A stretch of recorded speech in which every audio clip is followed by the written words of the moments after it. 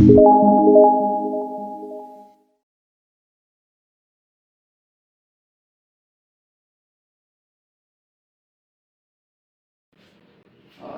दोस्तों, मैं प्रतीक गाँव शिंदे पुरुषार्थ करियर क्लासेस से आपका स्वागत करता हूँ।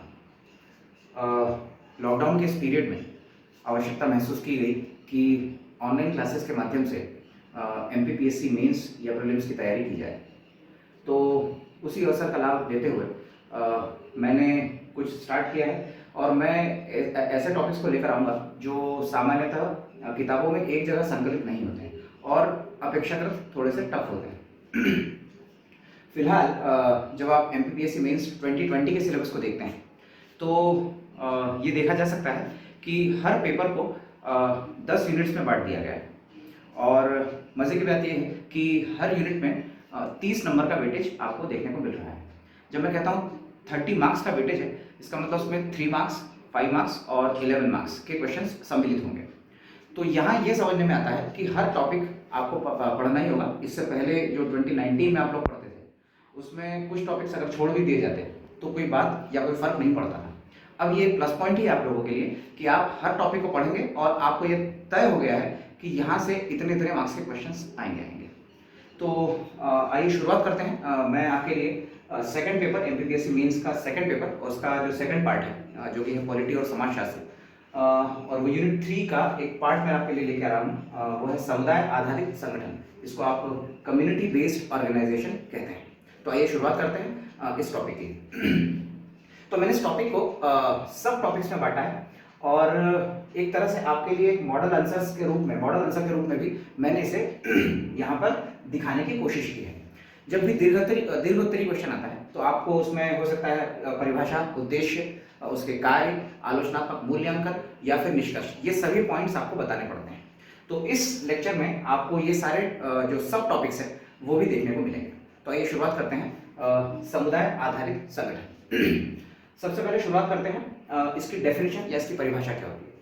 देखिए, पॉलिटी का जो भी आंसर आप लिखते हैं तो उसके शुरुआत में जो आपका इंट्रोडक्शन होता है वो बहुत ही आप मान के चलें बहुत सॉलिड होना चाहिए।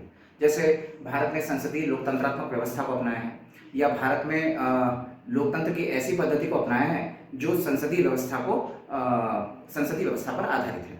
तो इसकी परिभाषा में हम देखें तो समुदाय आधारित संगठन होते क्या हैं। देखिए, लोकतंत्रात्मक व्यवस्था को आधार बनाकर सरकारों का लक्ष्य लोक कल्याण रहा है। मतलब हमारी जो व्यवस्था है उसमें जो सरकारें हैं उसका जो लक्ष्य है वो हमेशा से जन कल्याण रहा है। सहभागी लोकतंत्र की संकल्पना एनजीओ तथा सीबीओ की स्थापना से साकार होती है। सहभागी लोकतंत्र मतलब एक कोऑर्डिनेशन बनाकर समाज के सभी लोग एक साथ मिलकर काम करें और विकास के कार्य करें।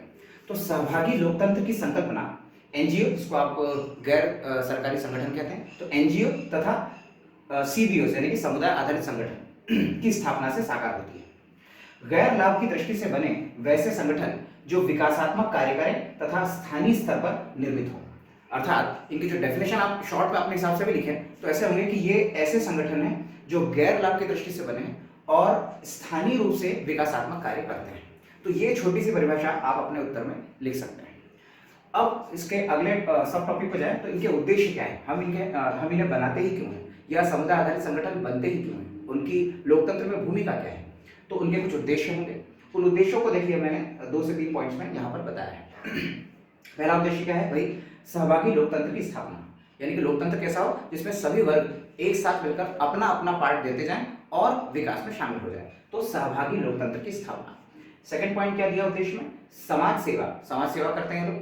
पर्यावरण संरक्षण मतलब जैसे अपने अपने लेवल पर वृक्षारोपण कर रहे हैं या अपने अपने लेवल पर छोटे स्तर पर ही पर्यावरण संरक्षण की प्रदूषण को कम करने का प्रयास कर रहे हैं। तो पर्यावरण संरक्षण, प्राकृतिक संसाधनों का संरक्षण तथा नेक्स्ट उद्देश्य इसका समाज के सभी लोगों में समानता स्थापित करना। ये बहुत महत्वपूर्ण उद्देश्य है क्योंकि समाज के जितने भी वर्ग हैं, जितनी जातियां हैं, जितने भी तथाकथित वहां पर समाज में जितने भी वर्ग पाए गए हैं उन सब में एक तरह से इक्वालिटी यानी कि समानता स्थापित करना, यानी कि ये इसका उद्देश्य भी है और ये इसका महत्व भी है। ठीक है, तो खास तौर पे इन उद्देश्यों को आप अपने आंसर्स में शामिल कर सकते हैं। मैं बार बार वही कह रहा हूँ कि जितने मार्क्स का क्वेश्चन आता है आपको उस हिसाब से फ्रेम करना है। हो सकता है इस बार 2020 में आपसे सीधे ये पूछ लिया जाए 5 नंबर में क्वेश्चन कि समुदाय आधारित संगठन का उद्देश्य क्या है। तो आपको सीधे 3 या 4 या 5 पॉइंट्स आपको लिखने पड़ेंगे।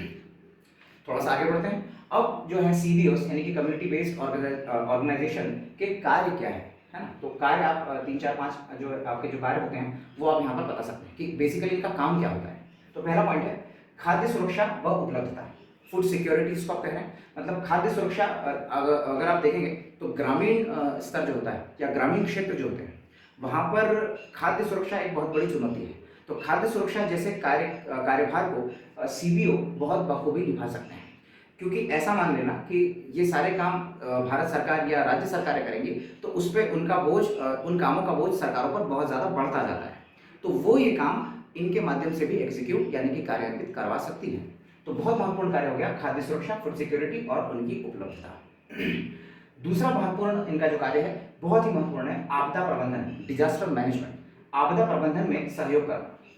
अब इसको आप देखिए अपने शब्दों में आप इसे इलाबोरेट भी कर सकते हैं। आपदा प्रबंधन मतलब जब भी कोई आपदा आती है यानी कि बाढ़ है या भूकंप है या कोई भी मानवीय या प्राकृतिक त्रासदी आती है तो खास तौर पे लोकल लेवल पर वहाँ के जो वहाँ के स्थानीय लोग हैं वो वहाँ के संसाधनों को अच्छी तरह जानते हैं, वो वहाँ के लोगों के व्यवहार को अच्छी तरह जानते हैं, तो वो उनको एकत्र कर सकते हैं और उनके साथ में प्लानिंग कर सकते हैं। तो आपदा प्रबंधन में समुदाय आधारित संगठन की महत्वपूर्ण भूमिका होती है। नेक्स्ट है सुलभ आवास की उपलब्धता, यानी कि उनको जो आवास है वो आसानी से मिल जाए और उनके हिसाब से जो लोग जिस स्तर के वहाँ पर लोग हैं उनके हिसाब से उनको आवास की उपलब्धता हो जाए। अगला कार्य है सूचना डेटा का संग्रहण। चूंकि ये स्थानीय लेवल पर बेस्ड है इसलिए इनके पास जो सूचना होगी वो थोड़ी सी ज़्यादा ऑथेंटिक होगी। तो इवन इनकी सूचनाओं का लाभ जो है वो भारत सरकार या राज्य सरकार भी ले सकती है। अगला महत्वपूर्ण कार्य का हो जाता है नागरिक सेवाएं, जो सामान्य नागरिक सिविल जो सर्विसेज है नागरिक सेवाएं उपलब्ध कराती है। अगला पॉइंट है रोजगार के साधनों का विस्तार करना। जो स्थानीय स्तर पर जितने भी आपके रोजगार के जितने भी पैमाने हैं या जितने भी रिसोर्सेस हैं उनका ये विस्तार कर देती है। तो बहुत महत्वपूर्ण इसका जो कार्य होगा वो होगा रोजगार के साधनों का विस्तार करना। अब क्या होता है कि MPPSC की एक प्रकृति रही है कि वो किसी भी टॉपिक के आलोचनात्मक मूल्यांकन की बात करती है, या कई बार तो डायरेक्ट प्रश्न आ जाता है कि समुदाय आधारित संगठन के सामने या उसके समक्ष कौन कौन सी चुनौतियां हैं या उसकी आलोचनाएं क्या है। ठीक है, तो हर टॉपिक का प्लस होगा तो उसके साथ एक माइनस भी जुड़ा हुआ होगा।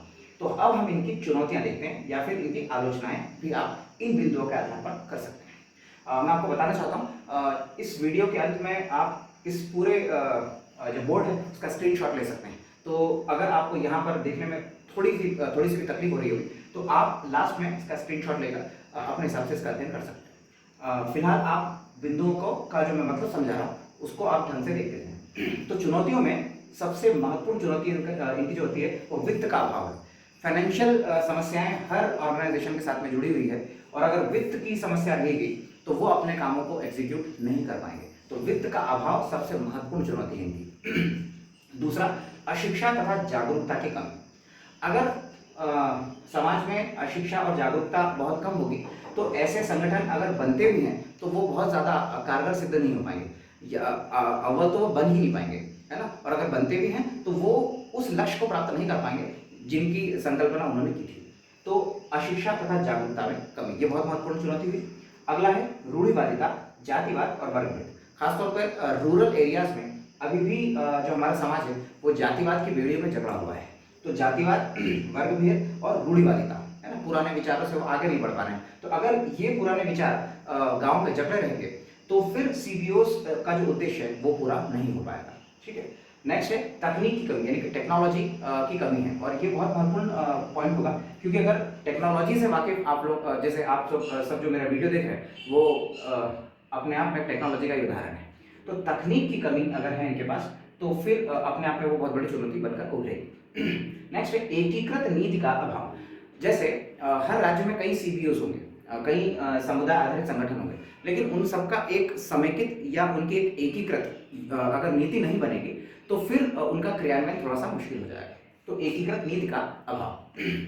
लास्ट में आप देख सकते हैं संसाधनों का अभाव और अगला होगा जन समर्थन का भी अभाव। अगर ये CBOs काम करते भी हैं और अगर उनको वहाँ के लोकल लोगों का समर्थन नहीं मिलेगा तो वो अपने उद्देश्य को प्राप्त नहीं कर पाएंगे। तो जन समर्थन का अभाव भी इसकी महत्वपूर्ण चुनौती है।